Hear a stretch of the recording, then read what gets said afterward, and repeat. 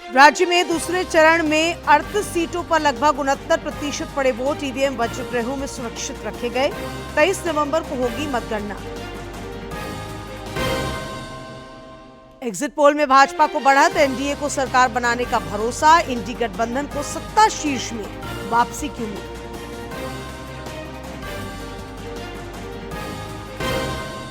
हजारीबाग के गोरहर में GT road पर भीषण सड़क दुर्घटना, बस अनियंत्रित होकर पलटी, 7 लोगों की मौत, कई अन्य घायल।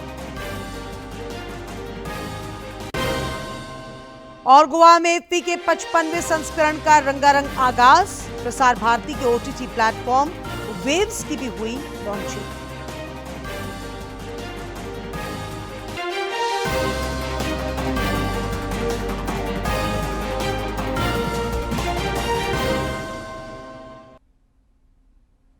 नमस्कार, खबरें झारखंड में आपका स्वागत है। मैं हूं डॉक्टर शीता आनंद और अब समाचार विस्तार से। प्रधानमंत्री नरेंद्र मोदी के गयाना यात्रा का आज दूसरा दिन है।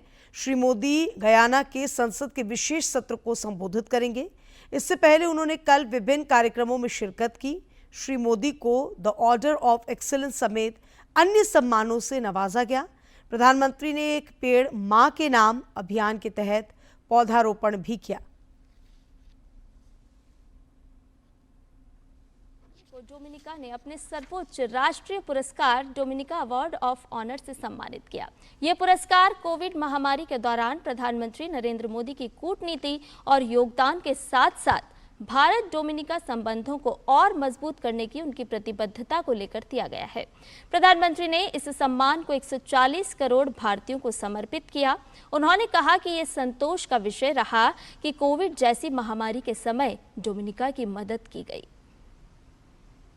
ये सम्मान केवल मेरा नहीं है, बल्कि भारत के 140 करोड़ लोगों का, उनके पुरुषार्थ का, उनके संस्कार का, उनकी परंपरा का यह सम्मान है। यह गहरे संतोष का विषय रहा है कि हम कोविड जैसी आपदा के समय डोमिनिका के लोगों की सहायता कर सके।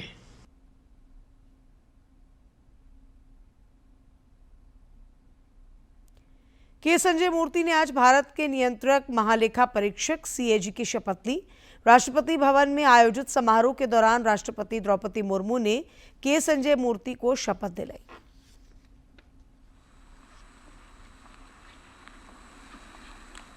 मैं कुंड्रू संजय मूर्ति, जो भारत का नियंत्रक महालेखा परीक्षक नियुक्त हुआ हूँ, जो भारत का नियंत्रक महालेखक परीक्षक नियुक्त हुआ हूँ, ईश्वर की शपथ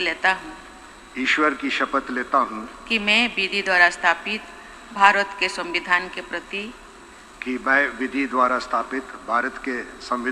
प्रति सच्ची श्रद्धा और निष्ठा रखूंगा। मैं भारत की प्रभुता और अखंडता अक्षुण्ण रखूंगा। तथा मैं सम्यक प्रकार से और श्रद्धापूर्वक तथा अपनी पूरी योग्यता, ज्ञान और विवेक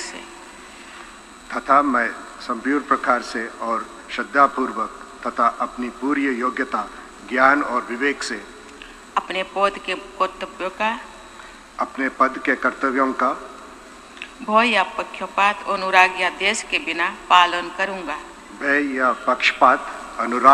द्वेष के बिना पालन करूंगा। तथा मैं संविधान और विधियों की मर्यादा बनाए रखूंगा।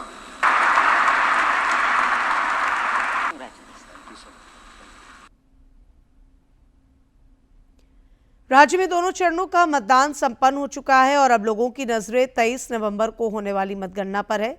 राज्य में पहले चरण में जहां 43 सीटों पर करीब 67% मतदान हुआ था, वहीं दूसरे चरण में 38 सीटों पर भी बम्पर वोटिंग हुई और लगभग 69% मतदाताओं ने अपने मताधिकार का उपयोग किया। राज्य के मुख्य निर्वाचन पदाधिकारी के रवि कुमार ने कहा है कि सभी के सहयोग से दूसरे चरण का मतदान शांतिपूर्ण ढंग से संपन्न हुआ। रांची के दुर्वा स्थित निर्वाचन सदन में पत्रकारों से बातचीत में उन्होंने बताया कि आदर्श आचार संहिता उल्लंघन के मामले में कल 5 केस दर्ज किए गए हैं और 1 पर केस दर्ज करने की कार्रवाई की जा रही है। इस मौके पर राज्य के पुलिस नोडल पदाधिकारी एवी होमकर भी मौजूद थे।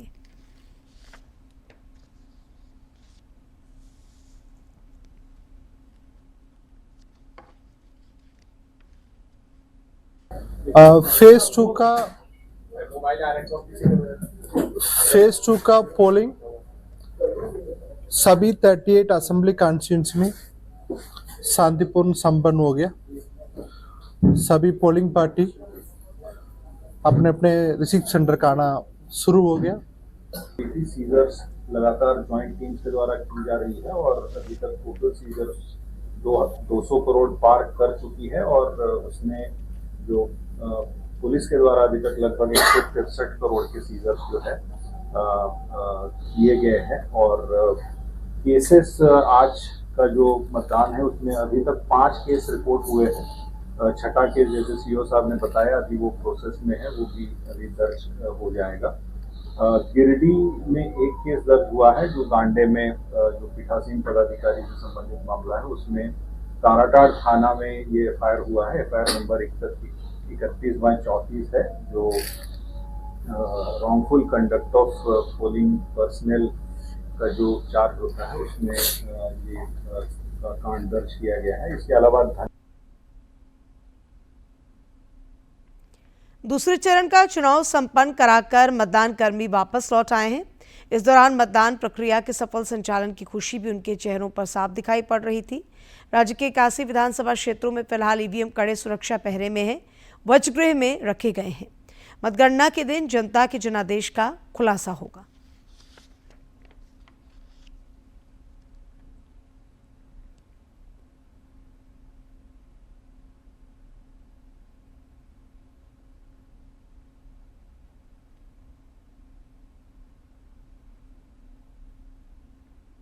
पाकुड़ की ओर से महजपुर जाकर 54 बूथ पर बहुत ही इजीली और शांतिपूर्वक वोट संपन्न करवाकर आ गए। व्यवस्था तो बहुत ही अच्छी थी। वहाँ की जो बीएलओ मैम थी उन्होंने बहुत स्वागत सत्कार किया, बहुत सारे गिफ्ट दिए और साथ साथ में गुलाब का फूल देकर हम लोग को वेलकम किया। इधर मतगणना से पहले विभिन्न समाचार माध्यमों ने एग्जिट पोल में एनडीए को बढ़त दिखाई है। तो आप देख सकते हैं कि मेट्राइज का जो पोल ऑफ द पोल है यानी कि एग्जिट पोल है झारखंड को लेकर, वहां पर बीजेपी गठबंधन को साफ तौर पर बढ़त मिलती हुई नजर आ रही है। चाणक्य स्ट्रैटेजीज की बात की जाए तो 45 से 50 सीटें बीजेपी गठबंधन के खाते में। हालांकि महाराष्ट्र का भी अगर जिक्र किया जाए तो टाइम्स नाउ जेवीसी का भी ये आकलन है कि 150 से 167 के आसपास सीटें आ सकती हैं जब हम बात करते हैं महायुति की। और दैनिक भास्कर, लोकशाही मराठी, रुद्र, पीमार्क, इन सभी ने बीजेपी गठबंधन को बढ़त दिखाई है। और हालांकि कहीं पर कांग्रेस भी आगे आती हुई दिखाई दी है, लेकिन अगर हम लबोलुबाब देखें तमाम एग्जिट पोल्स का, यानी अगर इसका कंपैरिजन किया जाए तो बीजेपी गठबंधन को बढ़त मिलती हुई दोनों ही राज्यों में। एग्जिट पोल को लेकर राज्य में बयानबाजी भी तेज हो गई है। एग्जिट पोल में एनडीए को बढ़त दिखाने पर भाजपा खासी उत्साहित है। पार्टी के चुनाव प्रभारी शिवराज सिंह चौहान ने भरोसा जताया है कि झारखंड में एनडीए की ही सरकार बनेगी। में हमसे बड़ा सर्वेयर कौन हो सकता है? 3 महीने से लगातार झारखंड में है। जनता की आंखों में परिवर्तन की ललक देखी है। मैं पूर्ण विश्वास के साथ कह रहा हूं, झारखंड की तस्वीर बदलने के लिए जनता ने भारतीय जनता पार्टी एनडीए को वोट किया है और शानदार बहुमत प्राप्त करके हम सरकार बनाने जा रहे हैं। इधर पूर्व मुख्यमंत्री सह भाजपा नेता चंपाई सोरेन ने दावा किया है कि झारखंड में सत्ता परिवर्तन तय है। भ्रष्टाचार चरम सीमा पार कर चुका है, बहाली रोक दिया, बेरोजगार निराश हो गया है, विद्यार्थी निराश में है, इसीलिए ये परिवर्तन सुनिश्चित है। वहीं भाजपा के प्रदेश प्रवक्ता प्रतुल नाथ शाहदेव ने एग्जिट पोल पर प्रतिक्रिया व्यक्त करते हुए कहा कि चुनाव सर्वेक्षणों से साफ है कि झारखंड के लोगों ने बदलाव के लिए मतदान किया है।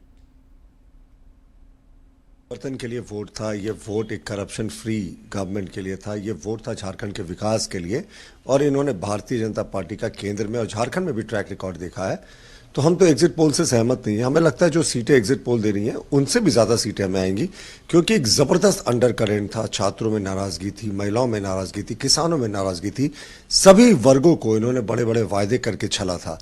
तो अब 23 नवंबर को हमें लगता है अब की बार एनडीए की सरकार।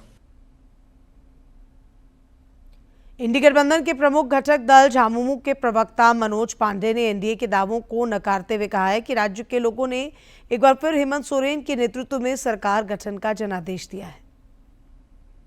जो धरातल पर जो रिपोर्टिंग है आप सभी लोग जानते हैं, और कई एक सर्वे एजेंसियों ने दिखलाया है कि हम 50 के ऊपर जा रहे हैं। उसके बावजूद भी हम एग्जैक्ट पोल पर भरोसा करते हैं, और जो फीडबैक हम लोगों को है अपने कार्यकर्ताओं के माध्यम से, अपनी इंटरनल सर्वे हमारा जो होता है उसके माध्यम से, हम कंफर्टेबली 50 प्लस में, अब 50 प्लस में भी 55 सीटें के आसपास हम लोग जा रहे हैं, और एक मजबूत सरकार बनने जा रही है। कांग्रेस के प्रदेश प्रवक्ता राकेश सिन्हा ने एग्जिट पोल पर प्रतिक्रिया व्यक्त करते हुए कहा है कि लोकतांत्रिक व्यवस्था में जनादेश से सरकार बनती है, ना कि एग्जिट पोल से।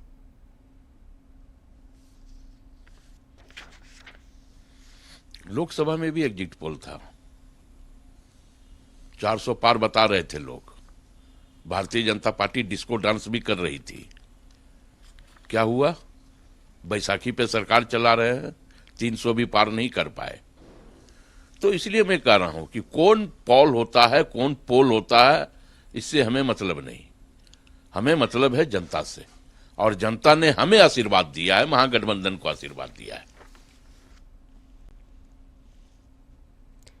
हजारीबाग के बरकट्टा अंतर्गत गोरहर थाना क्षेत्र स्थित जीटी रोड में आज सुबह एक बस के अनियंत्रित होकर पलट जाने से 7 लोगों की मौत हो गई, जबकि 1 दर्जन से अधिक यात्री घायल हो गए।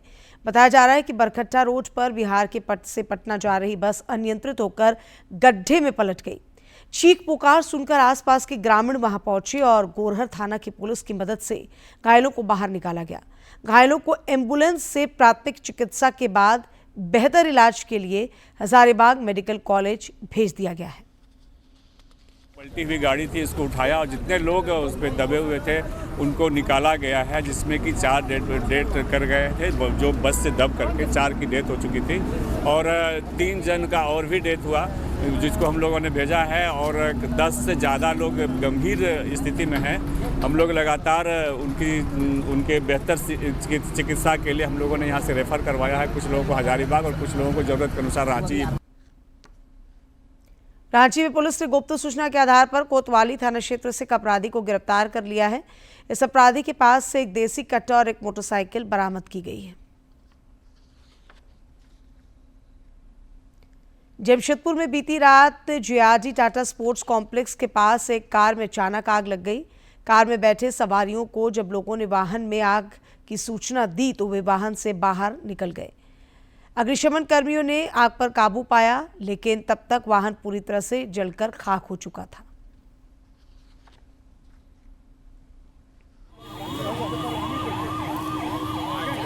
ये सूचना मिला कि आपका यहाँ पर साक्षी एरिया में आपको किसी कार में फायर हो गया।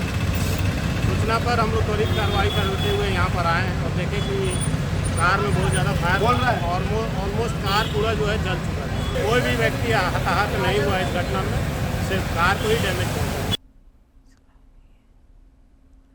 देश भर में 14 दिसंबर राष्ट्रीय लोक अदालत का आयोजन किया जाएगा। पूर्वी सिंहभूम जिला विधिक सेवा प्राधिकार के सचिव राजेंद्र प्रसाद ने बताया कि 14 दिसंबर को जमशेदपुर सिविल कोर्ट और घाटशिला सिविल कोर्ट में भी प्राधिकार की ओर से नेशनल लोक अदालत लगाई जाएगी, जिसमें सुलहनीय मामलों का निष्पादन किया जाएगा। कोर्ट में वैसे मैटर सेटल होते हैं, जैसे मान लीजिए मोटर एक्सीडेंट का मामला है, चाहे इलेक्ट्रिसिटी के मामले हैं, चाहे कंपाउंडेबल जितने भी मिनिस्ट्रियल ट्रायल में कंपाउंडेबल केसेस है, चाहे वो फॉरेस्ट के केसेस है, वो सारे मैटर नेशनल लोक अदालत में टेकल किए जाते हैं। इसके अतिरिक्त प्री लिटिगेशन में का कोई दायरा नहीं है। प्री लिटिगेशन जिस तरह का भी मुकदमा आप समझ लीजिए वो हमारे यहाँ होते हैं और उसको हम लोग टैकल करवाते हैं। उस दिन नेशनल लोक अदालत में उसका बेंच लगता है और वहाँ उसका सेटल। जमशेदपुर में आनंद मार्ग यूनिवर्सल रिलीफ टीम ग्लोबल की ओर से आयोजित रक्तदान शिविर में कई लोगों ने हिस्सा लिया। इस दौरान पौधों का भी वितरण किया गया। इस मौके पर रक्तदाताओं को प्रशस्ति पत्र देकर सम्मानित किया गया। लगभग 50 से भी ज्यादा लोग आज रक्तदान कर रहे हैं और जितने भी रक्तदाता रक्तदान कर रहे हैं उन लोगों को हम लोग प्रशस्ति पत्र एवं और देकर सम्मानित कर रहे हैं। सीबीएसई ने 10वीं और 12वीं बोर्ड परीक्षाओं के कार्यक्रमों की घोषणा कर दी है। ये परीक्षाएं अगले वर्ष 15 फरवरी से शुरू होंगी। कक्षा 10 की परीक्षाएं 18 मार्च को समाप्त होंगी, जबकि 12वीं बोर्ड की परीक्षा 4 अप्रैल को समाप्त होगी।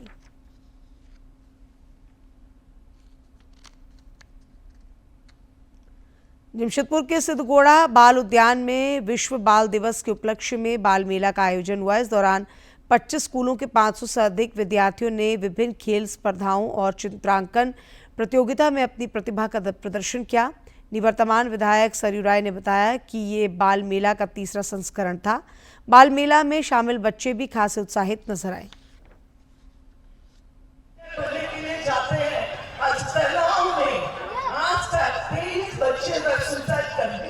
मेला में उत्साह देखते ही बनता है और इससे हम लोगों का भी मन फ्रेश होता है। लगता है कि हम लोग कुछ रचनात्मक भी कर रहे हैं। राजनीति की आपाधापी से बाहर आकर एक आचरण करने से हमारे समाज के भीतर जो युवा ऊर्जा है वो ऊर्जा दिखाई पड़ती है और कितना बड़ा संसार है खेलकूद का, इसका भी एहसास होता है। हम उनका तहे दिल से आभार व्यक्त करते हैं। प्रतिवर्ष की भांति इस वर्ष भी उनका सहयोग, उनका मार्गदर्शन हमें मिलता है। हम हृदय की गहराइयों से उनका स्वागत करते हैं, अभिनंदन करते हैं। हम अभिनंदन का बच्चों के अभिभावकों का, स्कूल प्रबंधक का, आयोजन समिति तहे दिल से आपका हार्दिक अभिनंदन। विश्व बाल दिवस पर भुवनेश्वर में रेत कलाकार मानस साहू ने रेत कलाकृति बनाकर इस खास दिवस को यादगार बनाया।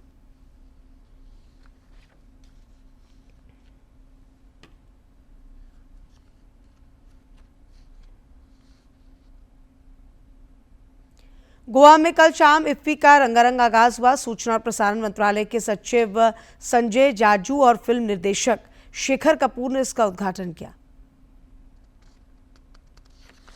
गोवा में 55वें इफ्फी का हुआ भव्य उद्घाटन, जहां सिनेमा और संस्कृति का समृद्ध संगम देखने को मिला। कार्यक्रम की शुरुआत गोवा के मुख्यमंत्री प्रमोद सावंत, सूचना और प्रसारण मंत्रालय के सचिव संजय जाजू, प्रसार भारती के अध्यक्ष नवनीत सहगल और महोत्सव के निदेशक शेखर कपूर के साथ सिनेमा के उत्सव का जश्न मनाने के लिए एकत्र हुए मशहूर हस्तियों और गणमान्य व्यक्तियों के उपस्थिति में हुई। इफ्फी 2024 के उद्घाटन समारोह में अपने वीडियो मैसेज में सूचना एवं प्रसारण मंत्री अश्विनी वैष्णव ने कहा कि फिल्म उद्योग के विकास में भारत का अंतर्राष्ट्रीय फिल्म महोत्सव एक मील का पत्थर साबित हुआ है और आज भारत कंटेंट हब बनने की दिशा में अग्रसर है। IFFI, as we call it, has become a very important milestone in the development of film industry in India. We in India at this point of time are very much focused on developing the content creators economy. We have a very vibrant creators economy where people are coming up with very innovative content showcasing some of the rich heritage of India, the cuisines of India, the culture of India, some of the gems of Indian language and literature are being presented by the content creators in very interesting ways. सूचना एवं प्रसारण राज्य मंत्री L Murugan ने एक video संदेश के माध्यम से अपने विचार साझा किए। Under the dynamic leader our Honorable Prime Minister Shri Narendra Modi ji, or only and only because of Honorable Prime Minister Narendra Modi ji. Sanjay Jaju सूचना एवं प्रसारण मंत्रालय के सचिव ने इस आयोजन के महत्व और इफ्फी की बढ़ती मौजूदगी का जिक्र किया। The future is now. This festival is actually dedicated to the young filmmakers, and the idea was to get the young filmmakers the right market, and that's why the Film Bazaar is a huge property this year. इस समारोह में भारतीय cinema के सुनहरे दौर की झलक देखने को मिली। दर्शकों को मूक युग से लेकर आधुनिक सिनेमाई उत्कृष्ट कृतियों तक की यात्रा पर ले गया। रेड कार्पेट पर पहुंचे सितारों ने इफ्फी का हिस्सा बनने पर वैश्विक मंच पर इफ्फी के बढ़ते कद पर गौरवान्वित महसूस किया। दिग्गज सितारों की उपस्थिति में हुआ भारत के अंतर्राष्ट्रीय फिल्म महोत्सव के 55वें संस्करण का शानदार उद्घाटन। इस भव्य समारोह ने भारतीय सिनेमा के सर्वश्रेष्ठ पहलुओं को विश्व के सामने रखा। कैमरा पर्सन अजीत के साथ Jaya Sinha, DD news, Panaji. IFFI में प्रसार भारती के ओटीटी प्लेटफॉर्म वेव्स की भी लॉन्चिंग हुई।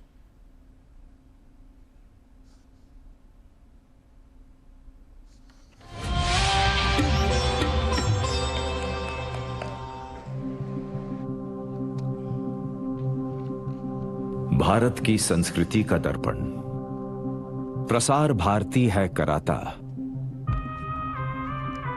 भारत के हर रूप का दर्शन। गोवा के अंतर्राष्ट्रीय फिल्म महोत्सव के 55वें संस्करण की शुरुआत वैश्विक सिनेमा बाजार की जरूरतों को पूरा करने के लिए कई नई पहलों और पहलों के शुभारंभ के साथ शानदार अंदाज में हुई। भारतीय डिजिटल मीडिया परिदृश्य के लिए एक महत्वपूर्ण विकास में प्रसार भारती का बहुप्रतीक्षित ओटीटी प्लेटफॉर्म इफ्फी के दौरान लाइव हो गया। प्रतिष्ठित अंतर्राष्ट्रीय महोत्सव में इसका आधिकारिक शुभारंभ हुआ। पिछले 90 साल से आकाशवाणी और दूरदर्शन और फिर जब ये मिले तो प्रसार भारती भारत के लोगों को इंफॉर्मेशन, एंटरटेनमेंट, एजुकेशन सब कुछ प्रदान करते रहे हैं। ये हमारा उद्देश्य है कि हम हर उस प्लेटफॉर्म पर उपलब्ध रहें जहां पर की ऑडियंसेस हैं। ऑडियंसेस जब मीडियम वेव पे थी तो वो रेडियो ब्रॉडकास्ट होते थे, एफएम ब्रॉडकास्ट आए, टेलीविज़न ब्रॉडकास्ट आए, कलर टेलीविज़न ब्रॉडकास्ट आए, हाई डेफिनेशन टेलीविज़न ब्रॉडकास्ट आए, इसके बाद फ्री डिश और सैटेलाइट के माध्यम से ब्रॉडकास्ट आए। तो अब चूँकि डिजिटल माध्यम से हमारी ऑडियंसेस काफ़ी कुछ कंटेंट प्राप्त कर रही हैं, तो ये उचित ही है कि प्रसार भारती भी डिजिटल डोमेन में प्रवेश करे और इसके माध्यम से भारत भर में जो हमारे शहरों में, गाँवों में, सुदूर क्षेत्रों में जो लोग रह रहे हैं उन तक अपना कंटेंट पहुंचा सकें, और जो भारतीय मूल के लोग हैं, जो अन्य देशों में हैं, जो भारत में रुचि रखने वाले लोग हैं, जो पूरी दुनिया में हैं, उनको भारत के समाचार, हमारी जो हिस्टोरिकल आर्काइव्स हैं, हमारे एंटरटेनमेंट प्रोग्राम्स, हमारे नए प्रोग्राम्स, हमारी फिल्म्स, गेम्स, ई शॉपिंग, सब कुछ एक पैकेज में उपलब्ध कराएं।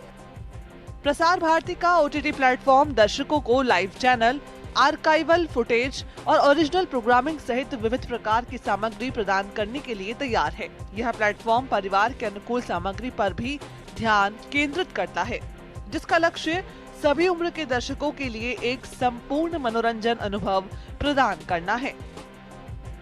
प्रसार भारती हमेशा से एक परिवार मूलक कार्यक्रम रहा है, जिसमें हमारे सभी चैनल्स जो हैं उन्होंने ऐसे कार्यक्रम प्रसारित किए हैं जिन्हें आप अपने पूरे परिवार के साथ बैठ करके एंजॉय कर सकते हैं। आने वाले दिनों में भी हमारे यही प्रयास रहेगा कि जो हमारी लेगेसी है, जो हमारी हिस्ट्री है, उसको हम लोग और मजबूती से नए डोमेन में भी आगे बढ़ाएं। ओटीटी प्लेटफॉर्म का लक्ष्य विरासत की तस्वीरों के खजाने सहित 2000 से अधिक शीर्षकों के अपने विशाल संग्रह को प्रदर्शित करने के लिए एक बाजार बनाना है।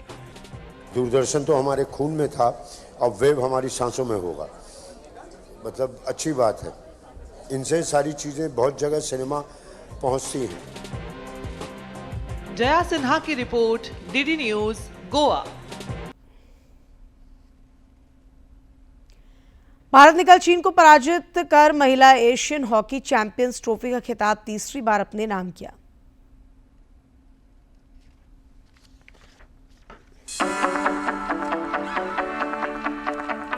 बिहार के राजगीर में आयोजित महिला एशियन चैंपियंस ट्रॉफी हॉकी प्रतियोगिता के फाइनल में बुधवार को भारत का सामना चीन से हुआ। ये दोनों टीम ग्रुप दौर में भी भिड़ी थी, जिसमें भारत ने चीन को आसानी से मात देने में कामयाबी पाई थी। प्रतियोगिता में एक भी मैच न गंवाने वाली भारतीय टीम ने फेवरेट के तौर पर ही फाइनल में शुरुआत की।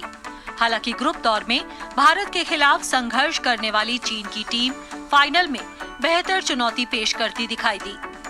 भारतीय टीम को कई पेनल्टी कॉर्नर्स मिले, लेकिन टीम इन्हें कन्वर्ट करने में नाकाम रही।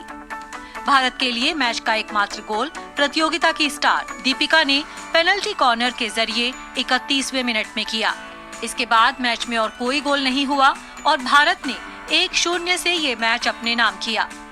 इस जीत के साथ भारत ने सफलतापूर्वक खिताब की रक्षा की। भारतीय टीम ने तीसरी बार ये खिताब अपने नाम किया है। दीपिका को प्लेयर ऑफ द टूर्नामेंट चुना गया। उन्होंने प्रतियोगिता में कुल 11 गोल किए। हरिंदर सिंह का ये महिला टीम के प्रमुख कोच के रूप में पहला खिताब रहा। Sports desk, DD news. प्रधानमंत्री नरेंद्र मोदी समेत कई केंद्रीय मंत्रियों और राजनेताओं ने महिला एशियन हॉकी चैंपियंस ट्रॉफी जीतने पर भारतीय टीम को बधाई और शुभकामनाएं दी हैं। राज्यपाल संतोष कुमार गंगवार और केंद्रीय मंत्री अन्नपूर्णा देवी ने भी टीम को बधाई और शुभकामनाएं दी। केंद्रीय खेल मंत्री मनसुख मांडविया ने भी टीम की इस उपलब्धि पर प्रसन्नता जताते हुए बधाई दी है। Asian hockey championship Indian team ने जीत ली है, इसलिए मैं भारतीय टीम को बधाई देता हूं, अभिनंदन करता हूं। बिहार गवर्नमेंट को भी अभिनंदन देता हूं, जिन्होंने इस चैंपियनशिप का आयोजन बिहार में करा है। और आज मैं घोषणा करता हूं कि खेलो इंडिया यूथ गेम्स 2025 की खेलो इंडिया यूथ गेम्स बिहार में की जाएगी। और अब बात मौसम की। राज्य में ठंड में लगातार वृद्धि हो रही है। सुबह और शाम के समय अब ठंड लोगों को परेशान कर रही है। राज्य के अधिकांश जिलों में न्यूनतम तापमान 15 डिग्री सेल्सियस से नीचे चल रहा है, जो सामान्य से 1 या 2 डिग्री सेल्सियस कम है। पिछले 24 घंटों के दौरान गढ़वा में न्यूनतम तापमान 11.5 डिग्री सेल्सियस रिकॉर्ड किया गया, तो राज्य में सबसे कम रहा।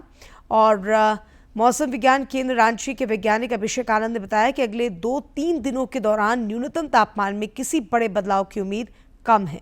26 नवंबर तक सवेरे में कुहासे की स्थिति रह सकती है, जबकि मौसम के शुष्क बने रहने के आसार हैं।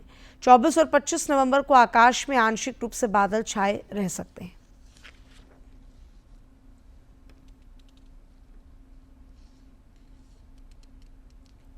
एक नजर डालते हैं आज के इतिहास पर।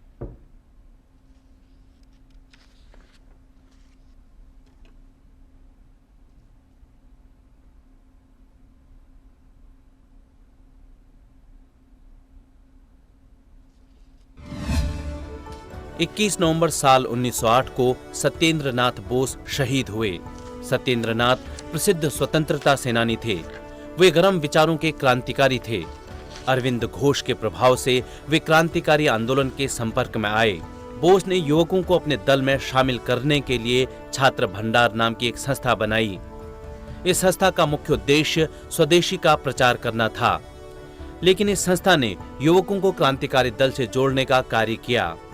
दमनकारी जज किंग्सफोर्ड की हत्या कराने के लिए खुदीराम बोस को सत्येंद्र नाथ ने ही खोजा था। किंग्सफोर्ड पर आक्रमण की घटना के बाद अवैध तरीके से हथियार रखने के कारण सत्येंद्र नाथ को 2 महीने की सजा हुई और उन्हें अलीपुर जेल भेज दिया गया। जेल के अंदर ही उन्होंने एक मुखबिर की हत्या की, जिसके तहत बोस पर इस हत्या का मुकदमा चला और उन्हें फांसी की सजा सुनाई गई।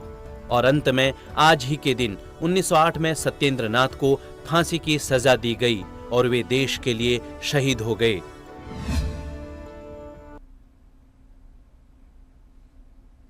और अंत में मुख्य समाचार एक बार फिर।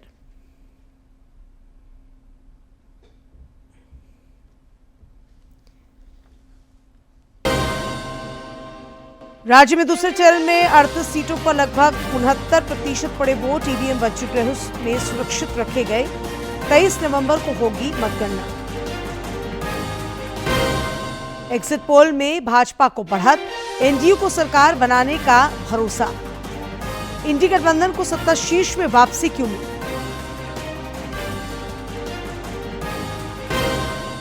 हजारीबाग के गोरहर में जीटी रोड पर भीषण सड़क दुर्घटना, बस अनियंत्रित होकर पलटी, 7 लोगों की मौत, कई अन्य घायल। और गोवा में इफ्फी के 55वें संस्करण का रंगारंग आगाज। प्रसार भारती के OTT प्लेटफॉर्म वेव्स की भी हुई लॉन्चिंग।